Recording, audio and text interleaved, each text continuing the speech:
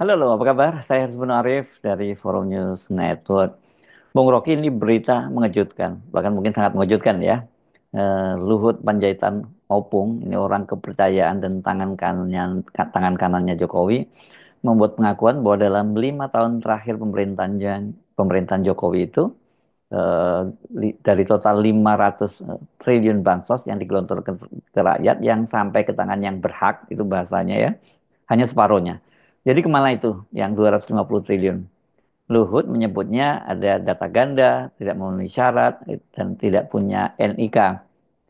Untungnya nggak menyebut bahwa ini digunakan untuk kampanye Pilpres ya, karena kan sudah lama sebenarnya ini para penggiat aktivis anti korupsi juga melihat bahwa ini memang nggak tepat sasaran karena memang bansos itu digunakan untuk instrumen pemenangan.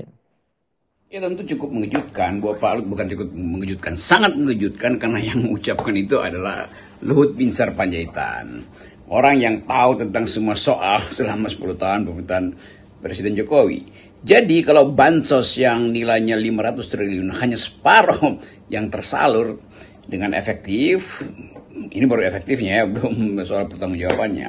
Maka orang bertanya, kalau begitu yang 500 itu dari separuh itu 250 triliun tersalur atau terkorupsi atau tidak tersalur, kan itu pertanyaan akuntansinya tuh. Walaupun kita tahu keterangan Pak Luhut kemudian dia menerangkan bahwa ada data yang tidak jelas, karena itu mungkin tidak tersalur atau penyalurannya tidak efektif. Tetapi ada 250 triliun yang tidak tersalur. Itu artinya ada hak orang miskin yang tidak dirawat oleh negara. Itu aja pegangan kita. Jadi sekali lagi itu harus diaudit. Siapa-siapa yang tercecer di dalam soal bansos. Padahal bansos ini satu upaya untuk jadi social safety net bagi mereka yang rentan untuk terkena badai ekonomi.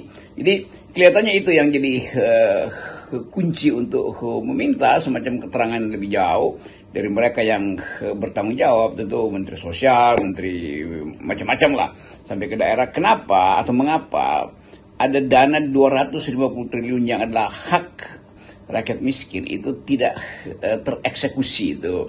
Nah pertanyaannya tentu secara teknis bukan sekedar datanya yang tidak memadai, itu pun satu soal kenapa datanya tidak diperbarui terus. Jadi tetap pemerintah hari ini, pemerintah kemarin, yaitu Presiden Mulia Jokowi, juga bertanggung jawab. Nah saya mesti hati-hati ucapin itu karena udah pasti kan Jokowi lagi. Ya 2010 tahun yang lalu kan yang memerintah adalah Bung Karno. Salah, Mulyono. Jokowi. Jadi kelihatannya akhirnya jadi semacam pertengkaran siapa yang memerintah di situ. Jelas bahwa itu tanggung jawab dari presiden sebelumnya, presiden ke-8. Sorry, saya selalu sebut presiden ke-8, padahal dimaksud presiden ke-7. Karena saya hitungnya 8, artinya Jokowi 2 kali memerintahkan. Jadi tetap presiden ke-7 itu yang sebut aja bajingan tolol juga. Karena dalam pengertian akuntansi, kalau dananya tidak tersalur, itu artinya ada yang idle, ada yang tidak tiba pada si penerima hak. Apalagi ini soal bansos kan, yang dibancakan politik yang setiap kali diunggulkan oleh Presiden Jokowi bahwa ini bansos untuk rakyat, ternyata hanya separuh yang tersalur. Itu saya kira itu bocoran dari Pak Luhut ini juga punya akibat hukum, dan akibat hukum itu harus diuji apakah data-data yang selama ini dipakai itu betul-betul data yang real atau data yang fiktif. Justru di situ masalahnya. Nah, Pak Luhut yang ini dikasih jabatan di era Pak Jokowi seabrek-abrek aja sudah mulai bersuara. Kita tunggu menteri-menteri yang lain berani bicara ya. Dan yang paling penting tentu saja jangan hanya mereka bicara, aparat penegak hukum juga harus segera melakukan penyelidikan. Tinggal minta datanya ke Pak Luhut, gitu aja kok repot ya.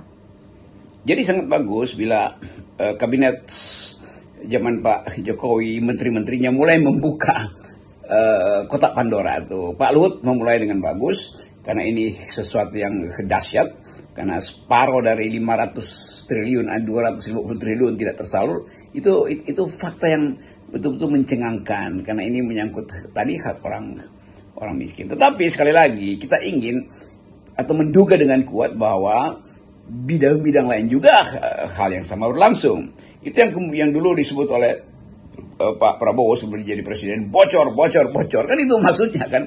Jadi kelihatannya harus ada semacam dukungan publik atau dukungan moral publik untuk membongkar atau mengedit kembali semua penggunaan anggaran selama Presiden Jokowi berkuasa. Ya tentu secara hukum orang bilang ya kan Presiden Jokowi udah mempertanggungjawabkan. Iya, tetapi kalau itu urusan kriminal, ya tidak ada pertanggungjawaban yang kadaluarsa karena korupsi. Jadi kalau terlihat jejak korupsi, mau presidennya udah selesai pun, tetap korupsi itu dalam hukum pidana itu tidak ada kadaluarsanya. Jadi itu intinya tuh. Jadi kelihatannya kita mulai masuk di dalam semacam kejelasan tuh. Apa sebetulnya policies yang dibuat oleh Presiden Jokowi yang menyebabkan negeri ini sekarang harus berutang di era Pak Prabowo kan, itu dasar berpikirnya kan. Kita ingin tahu mengapa misalnya orang semacam Tom Lembong itu dipidanakan tuh karena dia bikin kesalahan kebijakan. Kenapa orang semacam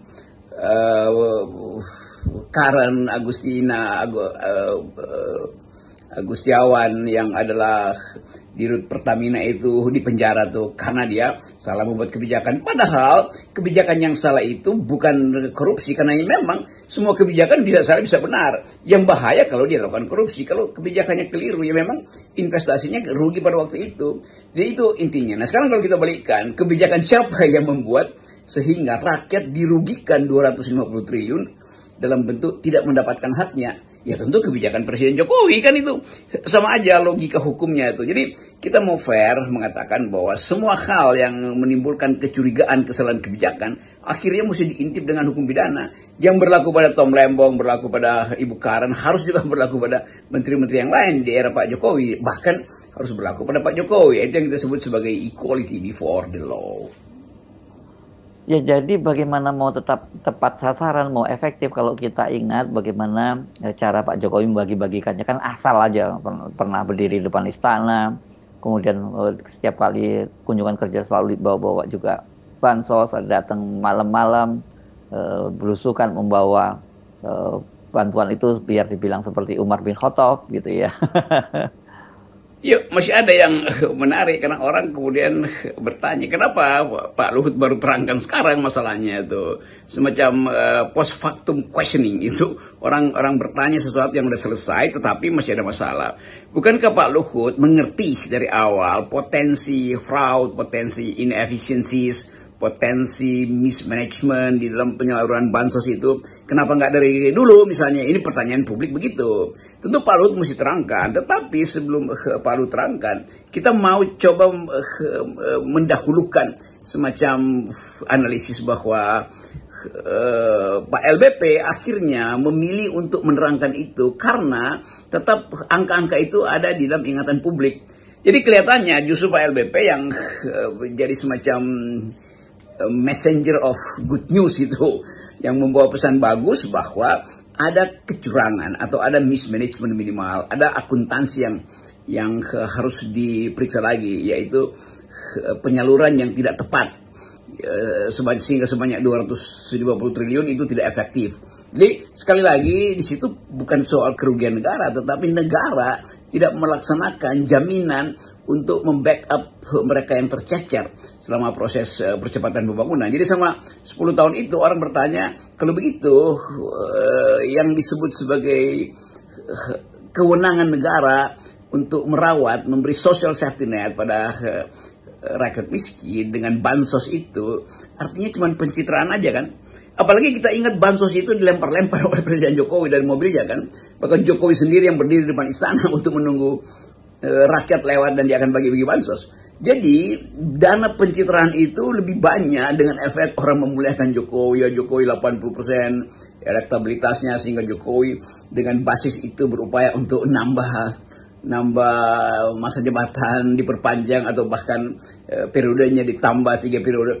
Kan kita